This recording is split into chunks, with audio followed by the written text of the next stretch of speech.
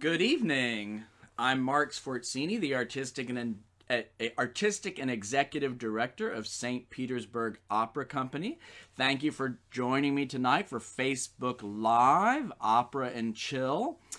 We just finished live streaming our 2019 performance of Suor Angelica. And I'm looking forward to telling you more about Suor Angelica. And also, our very special guest tonight is Suor Angelica herself, Susan Hellman Spadafora, and she will be joining us in just a little bit. So, last night we aired Gianni Schicchi, another Puccini one-act opera. Puccini wrote a collection of three known as Il Trittico. The first was a tragedy, Il Tabarro, followed by the second, Suor Angelica, and then the third was the comic opera Gianni Schicchi. Puccini intended for all three to be performed together in one evening as a set, but the tradition now has become that often just two of these will be performed in one evening, or sometimes one of these one-act operas will be performed with something else, like they might pair Gianni Schicchi with Pagliacci by Leoncavallo or something like that. So back in May 2019, St. Pete Opera did a double bill. The first half was Suor Angelica, and then the second half was Gianni Schicchi. So we just finished viewing Suor Angelica, and I always like to introduce the cast. One of the things that I've been doing on my show is printing up headshots of all the cast, and I think it is particularly appropriate for this show because so many of them wear the same costume. Suor Angelica is set in a convent, and most of the characters are dressed like nuns, so it's very hard to see what they actually look like. And so I'm going to show you who the cast is. So I already mentioned Susan Spadafora as Suor Angelica. And the Principessa is Claudia Chapa. And actually, I always talk about how this show is live. This is live, and I can see that the lighting is a little too bright, so just excuse me for a quick second while I fix the lighting here.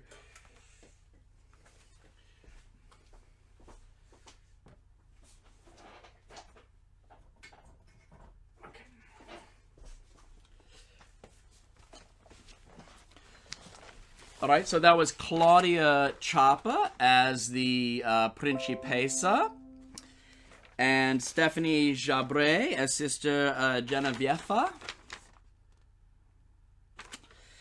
Taylor Alexis DuPont as the Mother Abbess. Climb every mountain. Juliana Curcio as the Monitress. I think it's nice to see what these wonderful opera artists look like without their nun costume on, Rachel Moss was Mistress of the Novices. Rachel Moss, Mistress of the Novices. Kelly Curtin was the first alms sister, Kelly Curtin, and she was also in the Gianni Schicchi last night. Quinn Middleman was the second alms sister. Liz Bauk was the nursing sister. There's Liz Bauk, nursing sister. The artist formerly known as Jordan Campbell, now Jordan Blair, was a lay sister. There's Jordan Blair.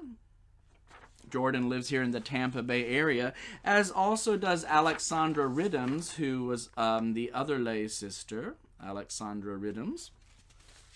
Laura Lynn McGill was our sister Dulcina. Emily Robinson, the novice. And Julia Glicksberg as Sister Osmina. And I often talk about the stage director, and I had the foresight to print up a headshot of the stage director of our Puccini double bill. There is Joshua Miller, Dr. Joshua Miller, our wonderful stage director. So that was the cast for Johnny Skiki. For Swore Angelica, a lot of characters in both of these shows. And I want to thank our Soir Angelica sponsor, Belinda Dumont, who also happened to be our Season 13 artistic sponsor. Thank you, Belinda Dumont, for your sponsorship, and also the Tampa Bay Times. So I would like to now bring on our special guest. When I met her, her name was Susan Hellman. Since that time, she has become Susan Hellman Spadafora and affectionately Susie. So I'm going to transition over here to Susan, or Susie. Hi, how are you tonight? I'm doing wonderfully. Thank you. How are you? I'm doing great. You know, I was telling our viewers last night that I had spent the weekend downloading OBS software to try to enhance my Facebook Live shows. So it's been a really fast learning curve to try to pull together all of this technology and stuff. I've gotten pretty comfortable with the split screen, but as you know, there's still a lot of things that could go wrong. As they say in our business, horrible dress rehearsal, great show, right? Yeah, that's very true. It's going to be a great show, and I loved watching last night. I had so much fun, and Lucas was such an incredible guest, so it was super fun. Well, I know you will be an incredible guest too. I mean, Susie, you are somebody who's very near and dear to my heart, and we have a long and rich history, and I just really wanted to devote the focus of tonight's show to talking to you and asking you some questions and kind of talking about your whole arc of everything you've done at St. Pete Opera. So you came here, I think the first time the year was 2010 for our first production of Carmen. Is that correct?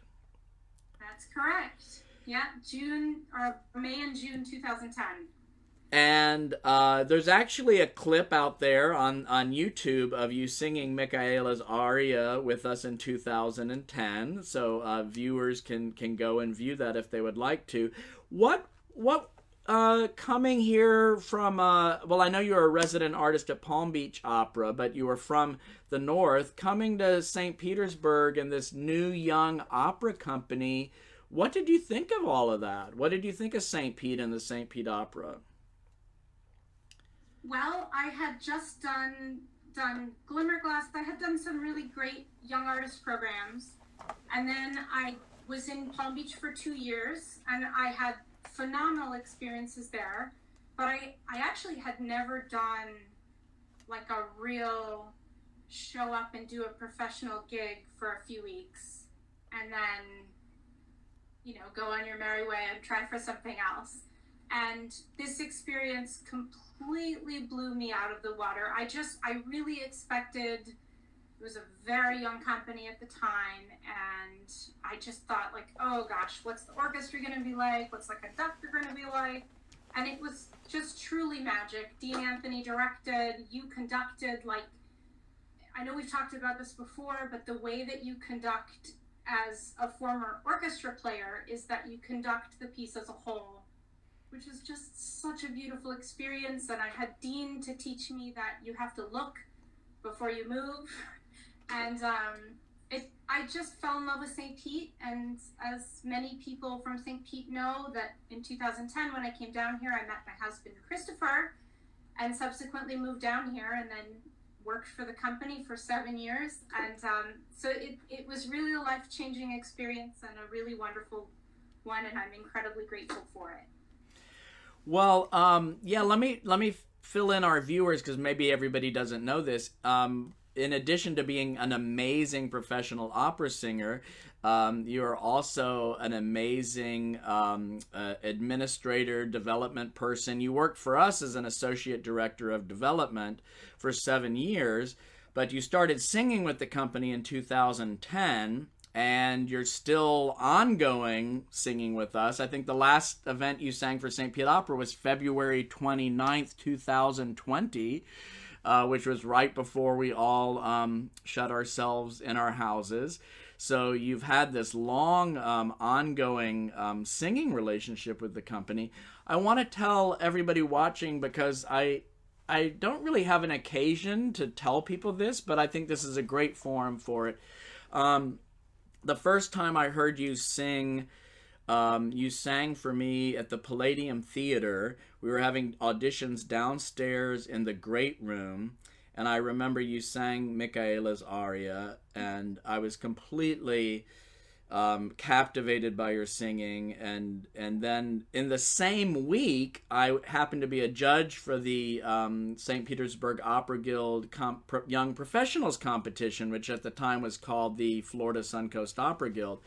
And I heard you sing Michaela's aria and Si mi chiamano Mimi again in the same week, and I just wanted to cast you so badly. You know, I so wanted you to come here and be our Michaela, and I'm so glad you did, and it sounds like it changed your life, because you not only did you come here and sing opera and work, but you met your husband. Yeah. So I feel It was really... I feel like things like that are meant to be. So over these 10 years, you've done a whole bunch of different things singing with St. Pete Opera. I kind of wanted to review some of those quickly. You also sang with the Tampa Bay Symphony. You came in 2013 and you sang Grieg Peer Gynt with the Tampa Bay Symphony. And then also, again, you came back and sang Madama Butterfly highlights with Sam Hall. So you've been a guest there twice. And I guess the really, one of the, I don't want to say most exciting, because they've all been so exciting. But I guess I say this is most exciting because it had a professionally produced DVD associated with that. And that was when you sang Susanna with the company in 2014. And I think I've got some pictures here. I'm going to try out my technology, and again, hopefully people will be patient with me, but I'm transitioning and you can't see it, but the screen is split now. You're on one side live, and there's a picture of you in a red dress with white gloves wearing a hat in Susanna. I bet you know that picture because I pulled it off your website. I do, and I also remember that picture because when they took the photographs for that, I had gloves on, but I didn't end up, I think I didn't end up wearing them in the show or something like that, and so I always know exactly when that picture was taken. Yes, it is the one with the gloves. Was that a dream role for you as Susanna? What would you call your dream roles? Well, Susanna was a dream role, and I know we had discussed it, and one of the reasons why it was always a dream role is that I think the Palladium Theater, because it's an unconventional space, is such a welcome space to do unconventional projects. And it was the first really contemporary thing that St. Pete Opera had done, and the set was gorgeous. Remember, the orchestra was in the house, and we got to walk through the orchestra, so it was sort of a part of the scene. And the music is just so gorgeous. And I think one of the brilliant things about this company and about the space in which it performs is that I think it invites people into the opera in such an amazing way. And so it was a dream role for me, and the way that I got to fulfill it. And then the fact that at the last minute, we found out that we actually got to produce a DVD of it that's now nationally marketed was just absolutely over the top amazing. And we're going to have a whole mini chapter about Susanna and the DVD, and I'm actually going to play one of your arias for the audience. But I'm gonna kind of move through quickly to some of your other things. I switched the photo over to a picture of you and your brother Sam. He's got his arm around you sitting on the stage. So it's perfect that you talked about how the space is a little bit unconventional, and you can see the framework of the house and you can see the orchestra back there. What's it like performing with the orchestra so close to you and behind you? Well, it's actually really great. It's a very different experience, and I think, as you know, I have a little bit of an unconventional past as far as my career goes. I love performing, and I also love working on the other side of the arts. And I've been really fortunate to be able to balance those two things. Um, so I have been performing a lot with St. Pete Opera with the orchestra. Sort of that sound is surrounding you. You can hear it in real time. You don't have to think like, oh, this person is out there in the pit. But then a couple years ago, when I sang Pearl Fishers at Opera Tampa, it was the first time in many years that I had done something in a big space with an orchestra pit. And you realize you can't see the audience. And there's good and there's, well, I mean, it's just different. There's good things and there's bad things. It's very interesting to be able to perform in a space like the Palladium where the sound is all around you and you get to really interact with the audience.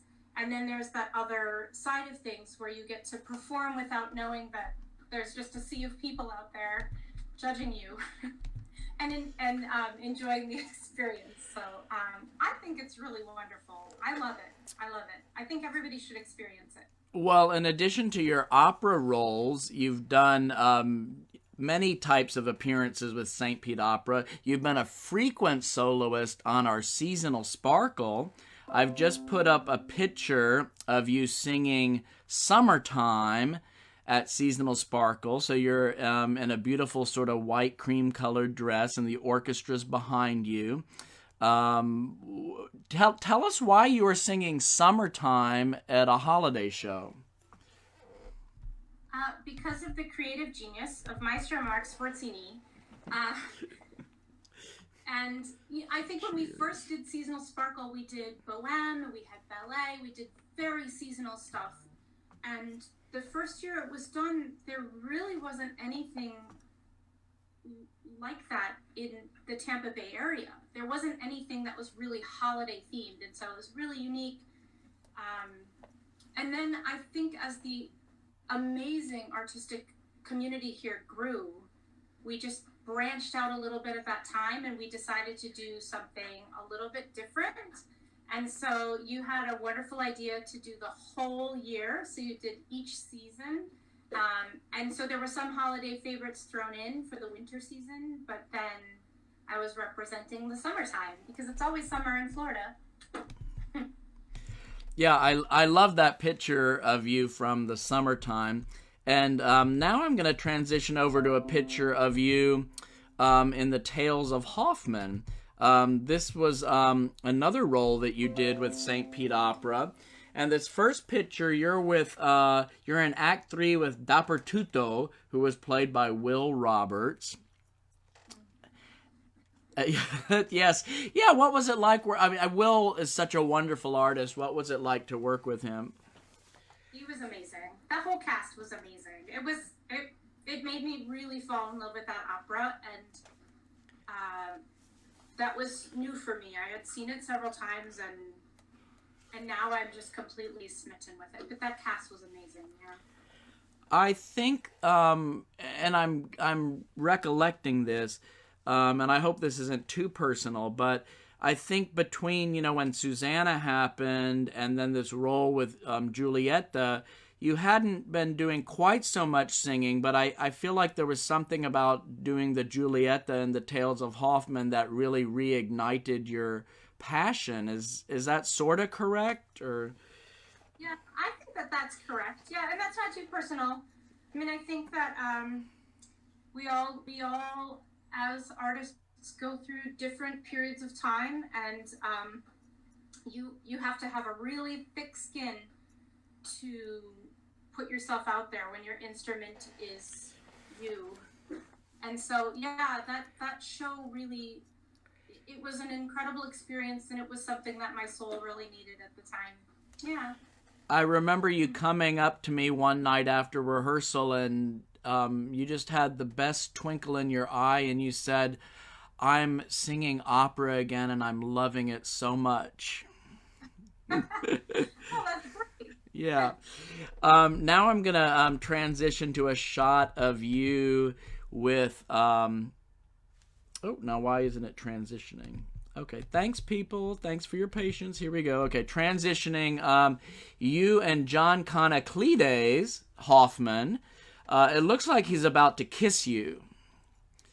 Do you know the picture? I mean, there was some kissing. Yeah.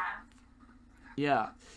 Well, speaking of some kissing, I have dug up a clip of the duet, a section of the duet that you and John did together from the Tales of Hoffman. I wanted to share it with the audience. It has what looks like a pretty steamy kiss in it. But is that real kissing, or is that something actors sort of pretend they're doing? No, it's acting.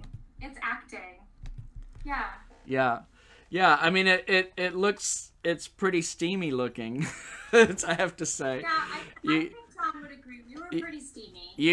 You guys did a great job with that. But of course, the singing is what we're really most interested in. So, I'm gonna see if my tricks learning this new software, if I can segue us into this scene from St. Pete Opera's 2017, The Tales of Hoffman. Tell us just very briefly what your character Giulietta is doing with Hoffman in this scene. What is your goal? Oh, sure. So Giulietta is a high-class prostitute. She's a courtesan, and she has been convinced by the devil incarnate to capture Hoffman's reflection, which will, in fact, steal his soul. All right, so I'm going to pull that up.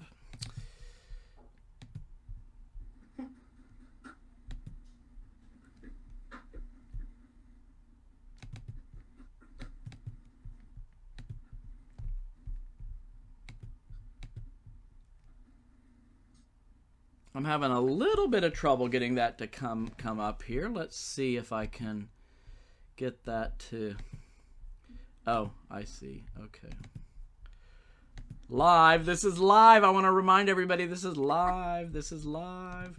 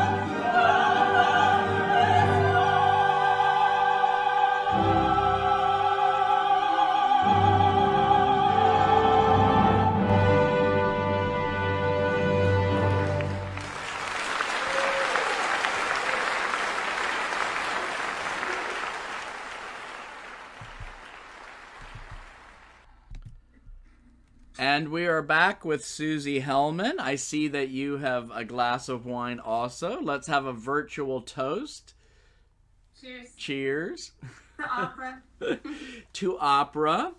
So I thought that was a great role for you. And obviously, I think Suor Angelica is a great role for you also. That was the last big main stage opera role you did with the company. But you've certainly done a lot of singing on our promotionals, our outreaches, our Maestro series, and, you know, we've gone to churches together, we've gone to universities together, we've gone to elementary schools together. What is it that you like about doing those other kind of outreach and promotional events? Well, so from the first time that I was here in 2010, I recognized that the community here in Tampa Bay is just absolutely outstanding. There are the regulars, there are the people who are constantly moving down here to get to this beautiful weather. I think that St. Pete Opera has done an incredible job of making opera fans out of people who have been lifelong supporters of the arts and lifelong supporters of opera and absolute newbies to the art form. And I love interacting with the people in this community. They're so gracious, they're so kind, and they're so supportive of the arts, which, you know, we always say, oh, it's more important than ever. It's really more important than ever right now. It's a really incredible experience to get to interact with the people around here. They make this what it is. Well, over the arc of this 10 years, the Susanna DVD, which was produced by Naxos, was certainly an exciting thing because there's no professional DVD of Carlisle Floyd's Susanna that exists.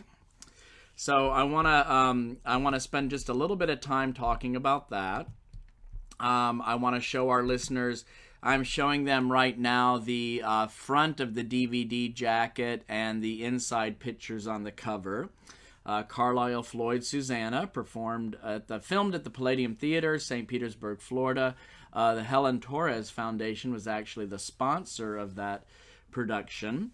And it was really exciting to see the reviews come in. And I'm flashing up to one in particular, Opera News, Carlisle Floyd Susanna. It's titled Cry for Me. The first home video release of Carlisle Floyd's seminal work is powerfully raw. Tell us a little bit about what it was like to work on Susanna, the opera Susanna. I mean, she's like Suor Angelica. She has in a sort of a short period of time an incredible character arc. A lot happens to her, and it was amazing. Michael Unger was such a great director to work with, and he had Jen, who came in and worked with us with square dancing, and which I was not good at, but I gave it my best. And again, it really goes back to, at St. Pete Opera, the musical experience and the casts and the artists that are brought together in the space are incredibly special. Well, I'm glad you mentioned the arc of your character, because I'm going to quote from the Opera News review that I was just showing our listeners.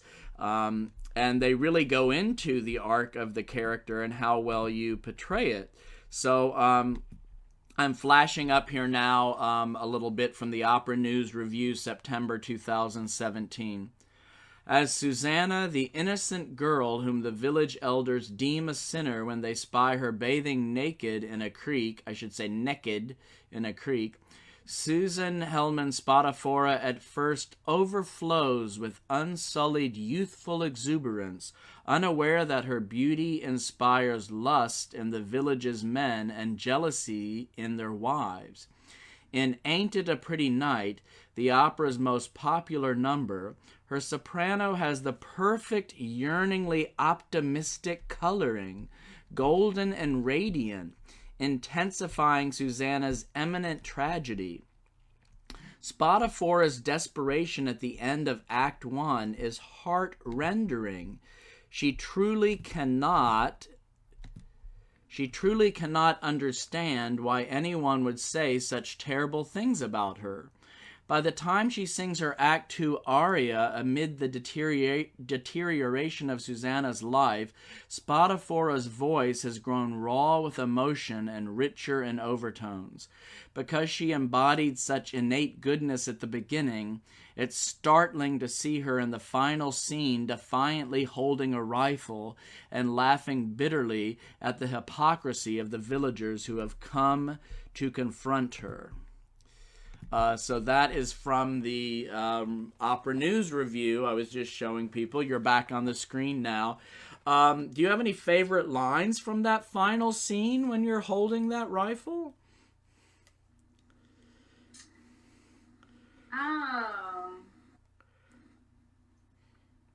I'm trying to remember what you said to the elder about you can't... Oh no, he says the line to you. Gun went. She says yes. He says that to you though. Yeah, yeah. I think that I'm in total agreement with that review, and I just loved how much Opera News devoted so much text in the review to talking about what a great job you did with the arc of the character from beginning to end. And I want to tell our listeners that this is a nice accolade for the St. Pete Opera Company, that for the year 2017, Opera News published an international list of the top 10 recordings, and the Susanna DVD by St. Pete Opera was number 2. So you obviously had a big role in that. Congratulations. And you know, when I think of Floyd Susanna, I often think of Ain't It a Pretty Night, the Act 1 aria first, but they also talked about your emotion and your color in your Act 2 aria, The Trees on the Mountain. So I was going to treat our listeners to that now, if that's okay with you. All right. So let's do a little bit of Trees on the Mountain.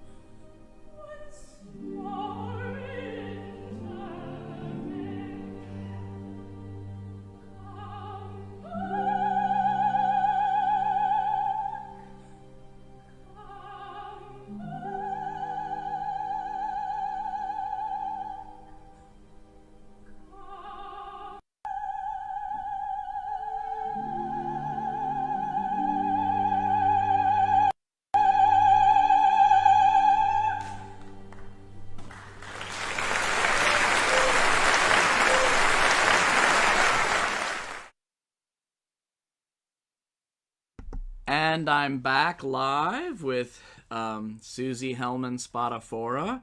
Wow, that was a fantastic rendition of Trees on the Mountain. Holy cow. So I wanted to take some questions and answers. While we were enjoying Trees on the Mountain, I took a couple minutes to look at the live feed. Susie, you have so many friends watching and cheering you on and saying wonderful things, all also deserved, about your singing and your work on stage. There was also a nice salutation for Patty Hibbert in your beautiful dress. Patty did costuming on Susanna. And also some shout outs for Keith Arsenault's beautiful lighting. He was our lighting designer for that production. And I did get a couple of questions, so let me read this off the feed here. This is actually from Dr. Josh Miller, who stage directed Suor Angelica.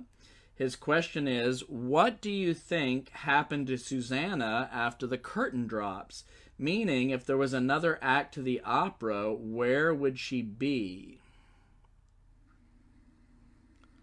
Is that a question for me? That's for you. Yeah, where do you think Susanna, what happens to Susanna in the sequel, in Susanna 2? Hopefully she's living it up in Nashville or Asheville or Knoxville. I'd like to think that Susanna doesn't just hole up in that horrible little cabin with her brother. I think that she takes some time. I mean, I'm an idealist.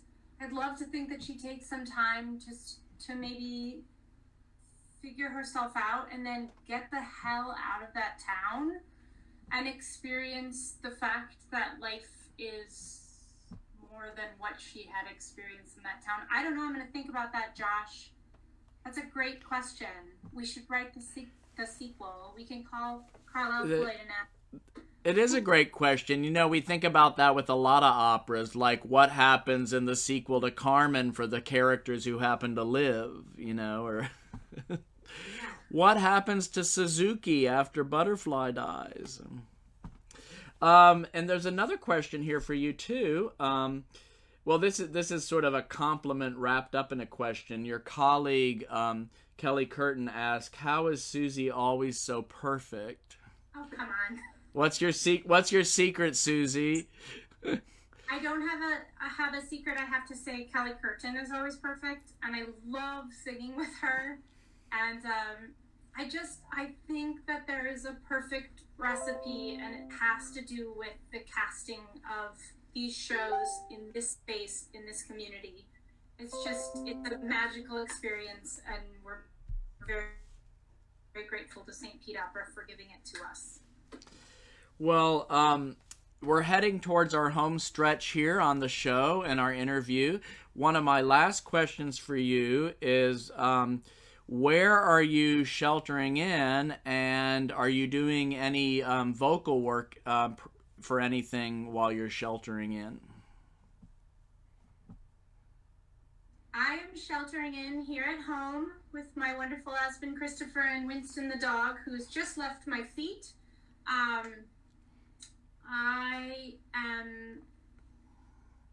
I had a performance of Turn of the Screw scheduled in Miami.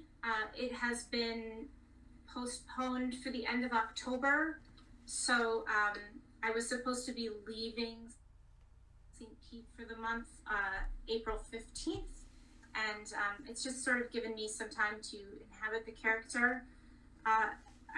I think, as many people know, there are days that it is very difficult to do anything artistic. But I love singing so much right now. It's making me really happy. And so I'm just sort of singing things for fun that make me happy. And fortunately, I have a space in my house where I can do it. Yeah. Yes, it's definitely an interesting time. And, this is a bizarre time. You hear people say that all the time. It's an unprecedented time. It's a strange time. It's a bizarre time.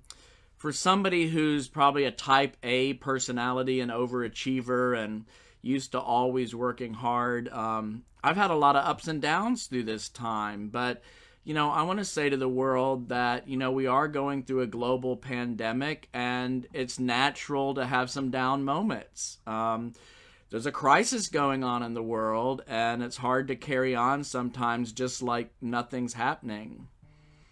I've had, I've had days where I've just felt good if I could, get up and feed myself and kind of cover the basics. And then I've had inspirational days where, I've been able to feel like, wow, I could really get something done. But it certainly is not all of the latter.